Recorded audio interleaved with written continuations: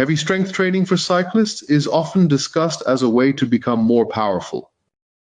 But this paper asks a more precise question: what actually improves?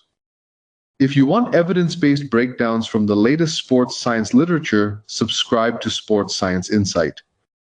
Now let's look at whether the benefit comes from the aerobic engine, the ability to surge, the cost of producing power, or overall cycling performance.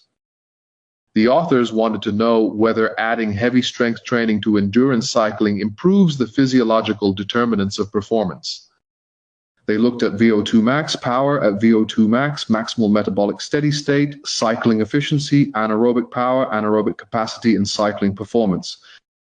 This distinction matters because better performance can happen through more than one pathway. The review included 17 studies and 262 participants, including 60 female participants. The cyclists had a mean initial VO2 max of about 61.25 milliliters per kilogram per minute.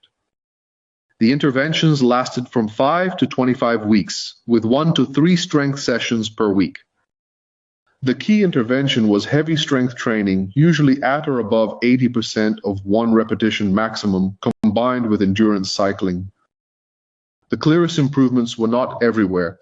Anaerobic power improved, with an effect size of 0.560 and a p-value of 0.024. Cycling performance improved, with an effect size of 0.463 and a p-value of 0.016. Cycling efficiency also improved, with an effect size of 0.353 and a p-value of 0.012. So the signal is real, but it is specific. Now comes the part many cyclists may not expect. VO2 max did not clearly improve. Power at VO2 max, maximal metabolic steady state, and anaerobic capacity also did not show clear significant improvements. So the performance gain does not appear to come from simply building a bigger aerobic engine. The likely explanation has two pathways. First, heavy strength training may increase maximal force.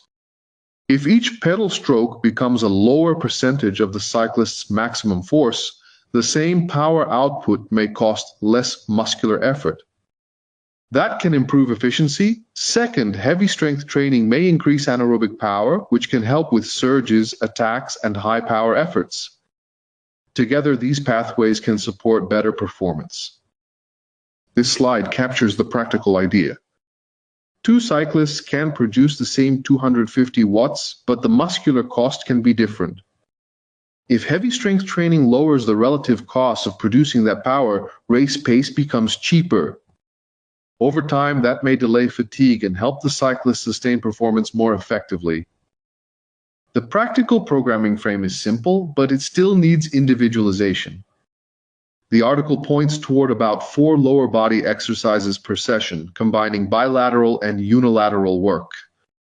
Examples include squat, single leg press, hip flexion, and single leg calf raise. Loads progress around 70 to 90% of one repetition maximum, with 3 to 4 sets, 2 to 3 minutes of rest, and at least 8 weeks of training. This is the key caution. The certainty of evidence was low, mainly because of risk of bias and imprecision. Female athletes were underrepresented, with only 60 of the 262 participants. There was also wide variation in endurance and strength protocols. So this is a promising direction, not a universal recipe.